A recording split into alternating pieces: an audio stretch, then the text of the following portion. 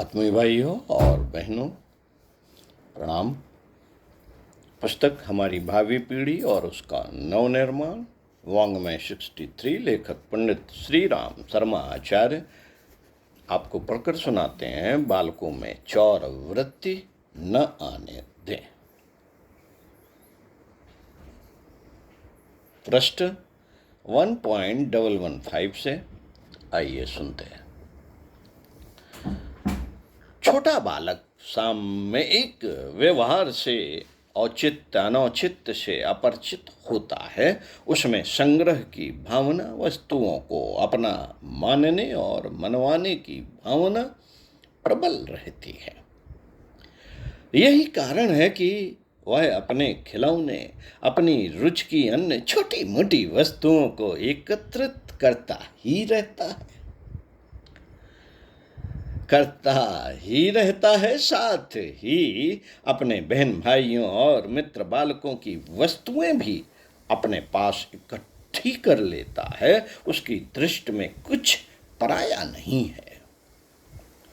सभी की चीजें संग्रहित करने की यह भावना आगे चलकर चोरी के रूप में विकसित हो सकती है। अतएव माता पिता को स्नेहपूर्वक यह बात बालक को समझानी चाहिए। स्नेहपूर्वक यह बात समझानी चाहिए कि अमुक वस्तु उसकी है, अमुक वस्तु उसके भाई बहन और मित्रों की है। दूसरों की चीजें बिना उनसे पूछ कर लेना गलत है। दूसरों से बिना पूछे उन वस्तुओं को लेना चोरी है। बार बार इस प्रकार के अभ्यास से बालक अपनी और दूसरों की वस्तुओं का अंतर समझने और सही उपयोग करने की आदत डाल लेता है। बालक असुरक्षा की भावना के कारण भी चोरी करने लगता है। जिस परिवार में माता पिता में प्रायः लड़ाई झगड़े होते रहते हैं,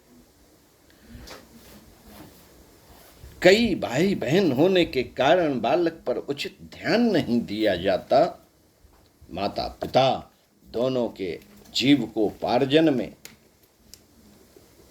व्यस्त होने के कारण बच्चे को पूरा प्यार नहीं मिल पाता, उसमें बालक स्वयं को असुरक्षित अनुभव करता है, एकाकी और असहाय अनुभव करता है। इस स्थिति का प्रत्यावर्तन मारकाट, तोड़फोड़ या चोरी आदि में होता है, जिससे कि उसे भावनात्मक तनाव से थोड़ी मुक्ति मिलती है।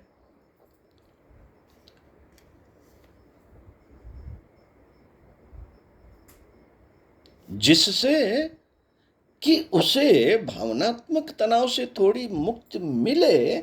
इसी प्रकार अति सुरक्षा और अति अनुचित प्रेम भी बालक को बिगाड़ देता है। ऐसे सिर चढ़े बालक हर वस्तु को अपना समझते हैं और दूसरों की वस्तुओं को चुपचाप उठा लेने में भी कोई हानि नहीं समझते। माता पिता तथा अभिभावकों को इन दोनों ही स्थितियों से बचना चाहिए। बालक को समुचित स्नेह प्यार देना चाहिए, जिससे उसके व्यक्तित्व के विकास में बाधा न पड़े। अधिकाधिक ईर्ष्या की भावना भी बालक को चोरी जैसे गलत कार्य करने को प्रेरित करती है। एक परिवार का उदाहरण है। माता पिता छोटे लड़के को अधिक प्यार करते थे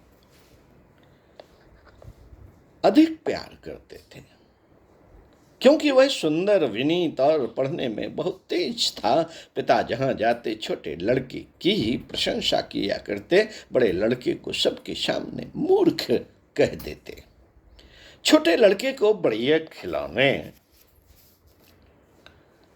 ला कर देते थे। छोटे लड़के को बढ़िया खिलौने मिठाई आदि दी जाती और उसकी मांगे तुरंत ही पूरी हो जाया करती। इस सब की प्रतिक्रिया बड़े लड़के में ईर्ष्या के रूप में हुई। ईर्ष्या भाव से संचालित होकर उसने पहले छोटे भाई की किताबें और खिलौने चुराना, तोड़ फोड़ करना आरंभ कर दिया। इससे भी जब उसे संतोष न हुआ तो उसने स्कूल में सहपाठियों की वस्तुएं चुराना प्रारंभ कर दिया। माता पिता और अध्यापक बहुत दुखी थे, बहुत दुखी थे। ऐसे कुलीन परिवार के बालक में यह आदत कहाँ से आ गई? मनोवैज्ञानिक जांच कराने पर इस तथ्य का उद्घाटन हुआ कि बालक छोटे भाई के समान प्यार पाने की आकांक्षा से माता पिता का ध्यान विभाजित करने के लिए चोरी करता गया, करता गया, करता गया और करता रहा है। जब दोनों बालकों का समान रूप से ध्यान रखा गया, समान रूप से उनकी प्रशंसा की गई, तब कहीं बड़े लड़के की चोरी की आदत छूटी। बालकों की आवश्यकताओं की पूर्ति न होने पर भी वे चोरी करने लगते हैं। जब बच्चा अपने साथ के दूसरे बच्चों को अच्छी चीजें खाते पहनते देखता है तो उसके मन में भी उन्हें पाने की लालसा जग जाती है। कुछ बालक तो अपनी इन इच्छाओं का शमन कर लेते हैं, परंतु कुछ का मन विद्रोह करने लगता है। वे माता पिता पर खींचते हैं कि वे भी वैसी ही वस्तुएं लाकर क्यों नहीं देते। इस खींच के और अधिक बढ़ने पर वे चोरी करने लगते हैं। माता पिता द्वारा जब बालक पर बहुत नियंत्रण लगाया जाता है और उसकी इच्छाएं अपूर्ण रह जाती हैं, तब भी वह चोरी का साधन अपनाता है। एक स्त्री में खाने पीने की चीजें चुरा चुरा कर खाने की गंदी आदत पाई गई। मनोविश्लेषण करने पर पता लगा, मनोविश्लेषण करने पर पता लगा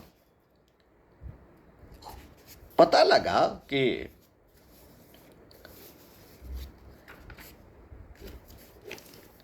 पता लगा कि जब वह बच्ची ही थी तब माता पिता उसके भाई को तो अच्छी चीजें खिलाते थे और लड़की होने के कारण उसे उनसे वंचित रखते थे। बस बस उसने चुरा कर चीजें खाना प्रारंभ कर दिया और बड़े होने पर भी उसकी यह आदत निरंतर बनी ही रही। इसी प्रकार एक उच्च वर्गीय परिवार का लड़का सौतेली मां के अत्यधिक अत्याचारों प्रतिबंधों के कारण चोर बन गया। मां अपनी तुच्छ मनोवृत्ति के कारण बच्चे को उन सभी सुख साधनों से पृथक रखती थी जो प्रायः परिवार के तथा मोहल्ले के अन्य बच्चों को प्राप्त थे।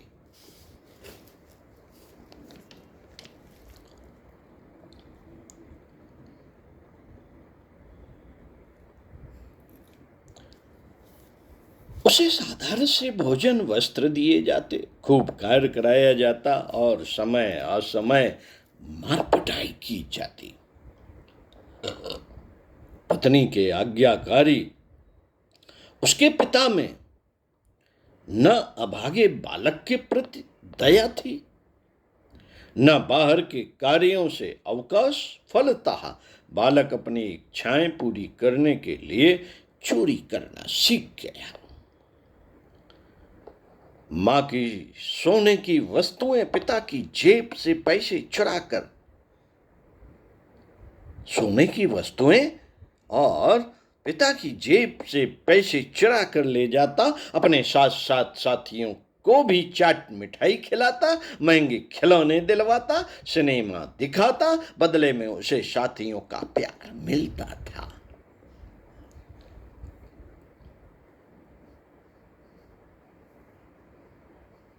अतएव इस कार्य में उसे आत्मतुष्टि होती थी। माता पिता को जब बालक की इस दुर्वृत्ति का पता लगा तो उन्होंने उसकी पढ़ाई छुड़ा दी, शारीरिक दंड और घोर तिरस्कार करना प्रारंभ कर दिया। फलतः बालक बिगड़ता चला गया, माता पिता की उपेक्षा करने के लिए और अधिक चोरी करता गया और आगे चलकर पक्का चोर बना।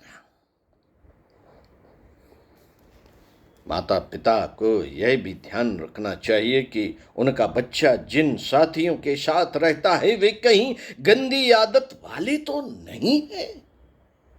बालक साथियों की बातें बहुत जल्दी सीखता है। यदि वे चोरी की आदत वाले होंगे तो दूसरे बच्चे को भी चोरी करना सिखा देंगे। माता पिता तथा शिक्षकों द्वारा नैतिक शिक्षा न दिए जाने से भी बच्चा चोरी करने की दुष्प्रवृत्ति अपनाता है। अनेक बार बच्चे सिर्फ शरारत करने के लिए, दूसरों का ध्यान अपनी ओर आकर्षित करने के लिए चोरी किया करते हैं। बच्चों को ऐसी कहानियां सुनानी चाहिए जिनसे उसके मन में यह संस्कार दृढ़ हो जाए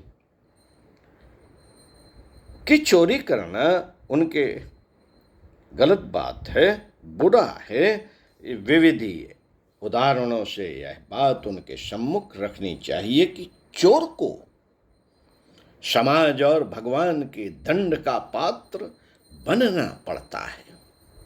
बचपन में बनाई गई यह आस्थाएं आजीवन बालक का मार्ग निर्देशन करती हैं। माता पिता तथा अभिभावकों की बालकों की छोटी से छोटी गतिविधियों का ध्यान रखना चाहिए। यदि वह कोई अवांछनीय दुर्गुण अपनाता है तो प्रारंभ से ही उसे रोका जाना चाहिए, उसके कारणों का पता लगाया जाना चाहिए। यदि वह किसी अभाव के कारण चोरी करता है तो उसे दूर करने का प्रयास करना चाहिए। बच्चे को समझाना चाहिए कि कौन सी वस्तु उसकी है और कौन सी दूसरों की, किस वस्तु के प्रयोग करने का उसे अधिकार है और किस वस्तु के लिए अन्यों से पूछना है। समझाने बुझाने के बाद भी बालक यदि चोरी करता है तो उसकी इस आदत को कभी स्वीकृत नहीं मिलनी चाहिए। चोरी की वस्तु कभी भी बालक के पास नहीं रहने देना चाहिए, न ही चीज वापस कराने के लिए उसे किसी प्रकार का पुरस्कार प्रदान करना चाहिए। बच्चे को चोरी के लिए दूसरों के सामने निंदित भी नहीं करना चाहिए और न ही प्रारंभ में कोई सजा देनी चाहिए। चोरी करने के बाद भी बच्चों में यह भावना नहीं उभरनी देनी चाहिए कि माता पिता ने उसे प्यार करना, उस पर विश्वास करना छोड़ दिया है, अन्यथा वह कुंठित होने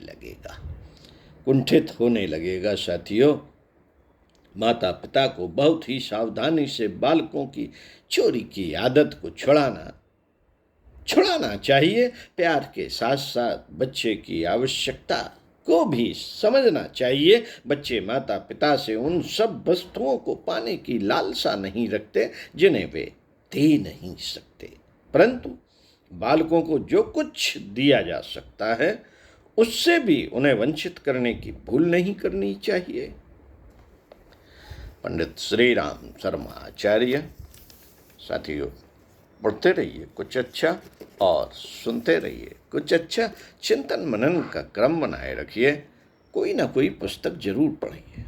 समय निकाल के 5 मिनट, 10 मिनट, 15 मिनट, जितना मन लगे। यह आदत जीवन में बहुत ही सार्थक, उपयोगी और दृष्टिकोण परिवर्तन करने में सहायक होगी। ओम शांति।